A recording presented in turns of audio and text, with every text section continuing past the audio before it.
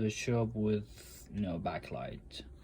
So this came to the show, has a lot of corrosion, and I changed many things, to be honest with you guys, but my main issue was on it. I want to show it to you under the microscope how I fix it. Okay, do you guys see this jumper? Okay, do you guys see it? So this is A1466. You guys see these two checkpoints here? So I'm gonna explain to you guys what I did.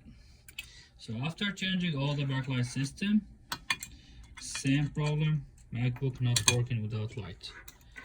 So this is the other one. Okay, so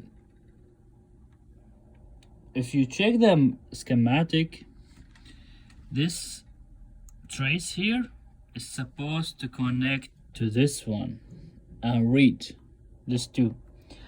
On the one I just came to the shop, this trace with this trace is cut.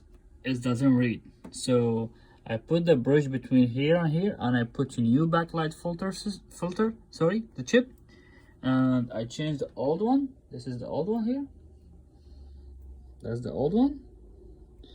And the MacBook back to life with backlight A1466. So I was, you know what, let me just put this for the people they follow my YouTube channel, or some people search when you have a backlight problem with the A1466, just in case when you take the backlight chip and try to change it, make sure this point is reading with this point. Okay, so thanks for watching. I wish you guys all the best.